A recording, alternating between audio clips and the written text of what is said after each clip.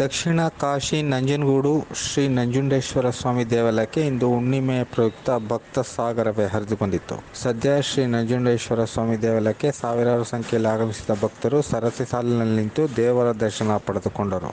ಇನ್ನು ಹುಣ್ಣಿಮೆ ಪ್ರಯುಕ್ತ ದೇವಾಲಯದ ಆಗಮಿಕ ನಾಗಚಂದ್ರ ದೀಕ್ಷಿತ್ ನೇತೃತ್ವದಲ್ಲಿ ಶ್ರೀ ನಂಜುಂಡೇಶ್ವರ ಸ್ವಾಮಿಗೆ ಫಲಪಂಚಾಮೃತ ಅಭಿಷೇಕ, ಕ್ಷೀರ, ಎಳನೀರು ಹಾಗೂ ಗಂಗಾಜಲದ ಅಭಿಷೇಕಗಳನ್ನು ನೆರವೇರಿಸಿ ಬಗೆ ಬಗೆಯ ಪುಷ್ಪಗಳಿಂದ ಸ್ವಾಮಿಯನ್ನು ಅಲಂಕೃತಗೊಳಿಸಿ ನಂತರ ಮಹಾಮಂಗಳಾರತಿಗಳೊಂದಿಗೆ ಭಕ್ತರ ದರ್ಶನಕ್ಕೆ ಅನುವು ಮಾಡಿಕೊಡಲಾಯಿತು. ಇದೇ ವೇಳೆ ವಿವಿಧೆಡೆಯಿಂದ ಬಂದ ಸಾವಿರಾರು ಭಕ್ತರು ಇಂದು ಬೆಳಗ್ಗೆಯಿಂದಲೇ ಕಪಿಲಾ ನದಿಯಲ್ಲಿ ಪುಣ್ಯ ಸ್ನಾನ ಮಾಡಿ ಉರುಳು ಸೇವೆ, ಧೂಪ ದೀಪದ ಸೇವೆ, ತುಲಾಭಾರ ಸೇವೆ ಮಾಡಿ ಭಕ್ತಿ ಭಾವ ಮೆರೆದರು. ಅಲ್ಲದೆ ದೇವಾಲಯಕ್ಕೆ ಬಂದ ಎಲ್ಲ ಭಕ್ತರಿಗೆ ದಾಸೋಹ ಭವನದಲ್ಲಿ ಪ್ರಸಾದದ ವ್ಯವಸ್ಥೆ ಮಾಡಲಾಗಿತ್ತು. ಈ ನಡುವೆ ಯಾವುದೇ ಅಹಿತಕರ ಘಟನೆಗಳು ನಡೆಯದಂತೆ ಬಿಗಿ ಪೊಲೀಸ್ ಬಂದೋಬಸ್ತ್ ವ್ಯವಸ್ಥೆ ಕಲ್ಪಿಸಲಾಗಿತ್ತು.